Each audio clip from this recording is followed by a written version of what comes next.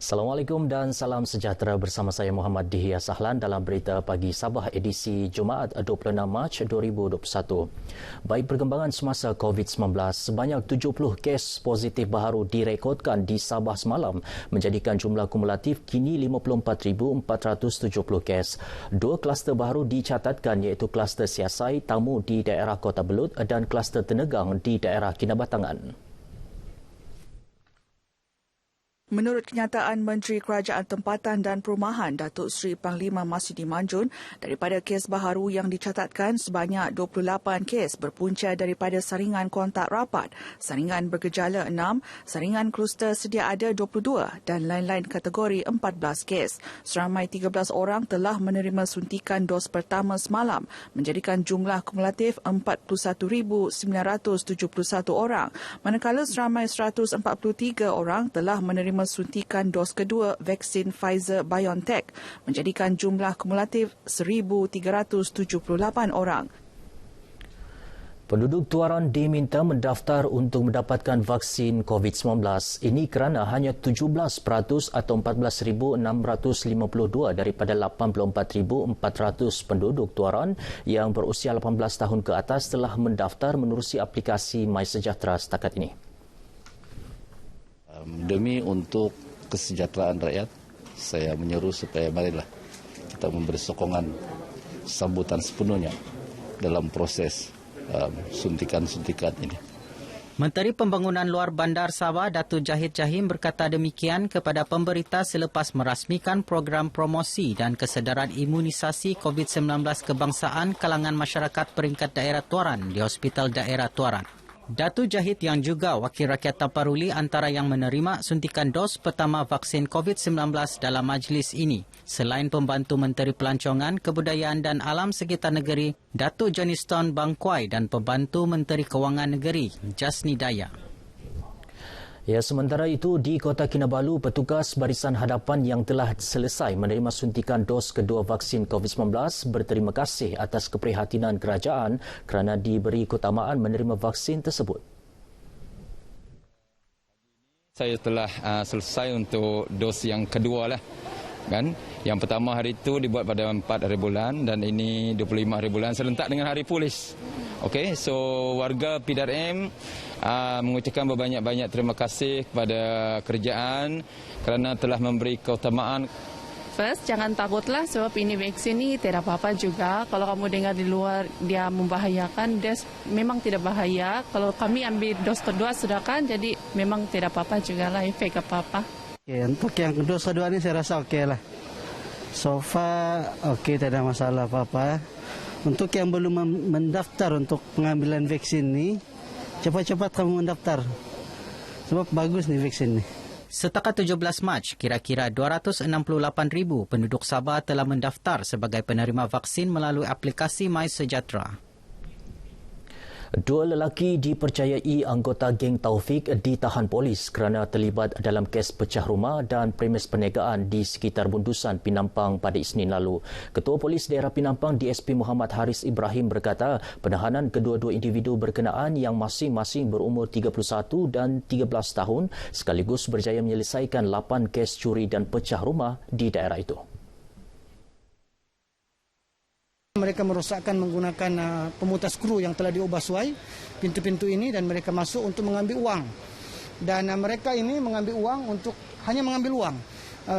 Mengambil uang untuk tujuan menggunakan uang tersebut untuk tinggal di hotel-hotel di kawasan KK. Kes diklasifikasi di bawah Seksyen 457 Kanun Keseksaan. Beliau ditemui pemberita selepas majlis penyampaian sijil penghargaan Ketua Polis Daerah Penampang sempena Hari Polis ke-214 di Ibu Pejabat Polis Daerah IPD Penampang. Sementara dalam sambutan Hari Polis ke-214 di Tuaran, Ketua Polis Daerah Tuaran, DSP Muhammad Hamizi Halim mengingatkan semua pegawai dan anggota polis di daerah berkenaan sentiasa menunjukkan komitmen tinggi dalam memberikan perkhidmatan kepada masyarakat khususnya di Tuaran. Sebanyak 92 kertas siasatan melibatkan 99 tangkapan dilakukan bahagian siasatan jenayah narkotik Ibu Pejabat Polis Daerah IPD Papar bagi tempoh Januari hingga Rabu lalu. Turut dirampas dadah jenis syabu seberat 211.17 gram. Menurut Ketua Polis Daerah Papar DSP Bartolomeo Umpit, polis turut mengeluarkan sebanyak 249 kompaun sepanjang penguatkuasaan Perintah Kawalan Pergerakan PKP hingga Rabu lalu. 1 Januari sehingga 24 Mac 2021, sebanyak 92 kes telah dibuka melibatkan 99 tangkapan. Perampasan syabu yang telah kita buat setakat ini 211.17 gram. Dan kebanyakan yang kita tangkap ni adalah 99% adalah warga negara dan 1% bukan warga negara. Beliau berkata demikian kepada media selepas majlis memperingati Hari Polis ke-214 peringkat Papar di IPD Papar. Sementara itu, di Beluran, kadar indeks jenayah tangkapan narkotik dan kes trafik di daerah berkenaan mencatatkan penurunan bagi tempoh Januari hingga semalam. Menurut Ketua Polis Daerah Beluran, Superintendent Kasim Muda, Beluran hanya mencatatkan 12 kes berbanding 24 kes bagi tempoh sama tahun lalu. Daripada Januari hingga Februari 2020, kita ada 42 kes disiasat. Tapi untuk Januari Februari tahun ini, kita hanya ada 35 saja. Dan peratus penyelesaian tahun ini amat tinggi lah. 99% kes trafik itu selesai. Beliau berkata demikian sempena sambutan Hari Peringatan Polis ke-214 di IPD Beluran. Pegawai dan anggota polis, ibu pejabat polis daerah IPD Sandakan digesa untuk meningkatkan sikap integriti masing-masing semasa melaksanakan tugas. Ketua Polis Daerah Sandakan SCP Muhammad Azhar Hamin berkata langkah itu penting bagi memberi keyakinan kepada masyarakat sekaligus menjaga nama baik polis di Raja Malaysia PDRM. Sentiasa mengutamakan integriti dalam setiap penugasan yang kita laksanakan. Integriti ini adalah mencerminkan sesuatu kerja itu kalau kita buat dengan penuh integriti, insyaAllah kita akan laksanakan dengan baik. Beliau ditemui media selepas menyempurnakan sambutan peringatan Hari Polis ke-214 di IPD Sandakan. Terima kasih saya ucapkan kepada pihak polis kerana memberi kami penghargaan dalam membantu menangani wabak COVID-19 ini. Bagi kami bukan sekadar membantu dan semangat kami lebih kepada persaudaraan dan kekeluargaan bersama frontliner yang ada di daerah Sandakan ini. Terima kasih kepada Ketua Polis Daerah Sandakan kerana memberi sijil penghargaan kepada golongan media, terutamanya di media Persatuan Media Sandakan ini. Media akan sentiasa memberi kerjasama yang baik kepada pasukan PDRM, terutamanya IPD Sandakan. Terima kasih kepada pihak IPD Sandakan, terutama kepada Tuan Nasar, CPD, kerana menghargai wartawan ataupun media selama ini telah menyokong atau bekerjasama dengan apa saja tindakan ataupun penguatkuasaan polis di daerah Sandakan. Selepas diiktiraf sebagai Taman Geo Nasional pada Mac 2020, Taman Kinabalu seluas 4,750 km persegi sedang dalam proses penilaian untuk pengiktirafan sebagai tapak Taman Geo Global UNESCO. Penilaian dijangka selesai Julai atau Ogos tahun depan. Menteri Pelancongan, Kebudayaan dan Alam Sekitar, Datuk Jafri Arifin berkata, pengiktirafan berkenaan merangkumi kawasan Taman Kinabalu meliputi Ranau, Kota Belud dan Kota Marudu. Jelasnya, apabila diiktiraf kelak, Sabah akan melakar sejarah memiliki 3 tapak diiktiraf UNESCO termasuk Banjaran Croker. Apabila kita mendapat tahap level UNESCO Geopark ini, akan memberikan satu peluang kemasan kepada pelabur, kepada pelawat untuk datang melawat ataupun beriadah di tempat yang diiktiraf oleh UNESCO. Datuk Jafri menyatakan demikian kepada media selepas melancarkan webinar UNESCO Global Geopark di Kota Kinabalu. Sebanyak 12 kertas dibentangkan selain perkongsian dari Taman Geo Global UNESCO Pulau Jeju, Korea Selatan dan China. Eastern Sabah Security Command ESCOM akan terus memperhebat kawalan di Zon Selamat Sabah Timur (SZON) dengan penambahbaikan kemudahan termasuk pos kawalan melalui peruntukan RM1 juta.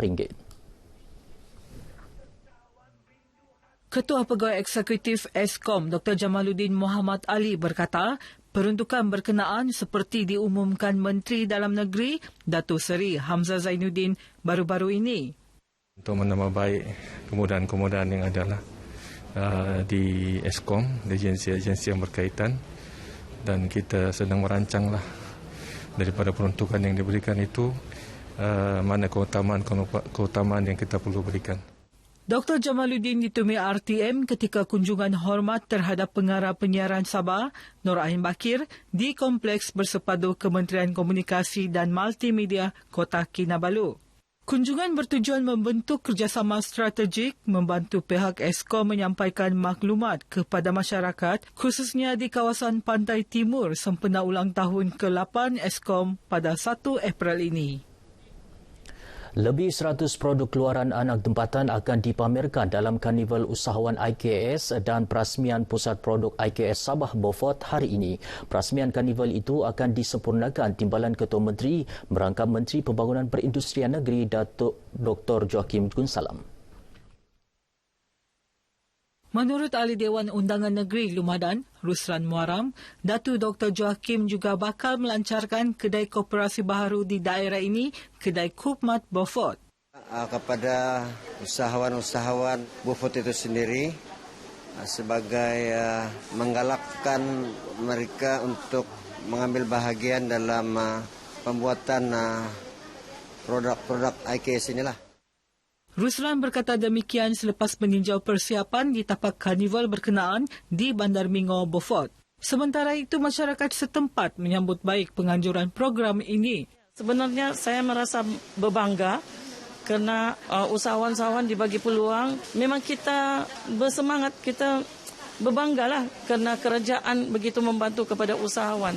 Di sini ini ada satu perkara yang sangat baguslah sebab ini peluang untuk peniaga-peniaga terutama sekali di daerah Beaufort kan, sebab sebelum ni lebih kepada perniagaan online. Jadi bila sudah ada produk begini, kedai begini, itu peluang yang sangat baguslah.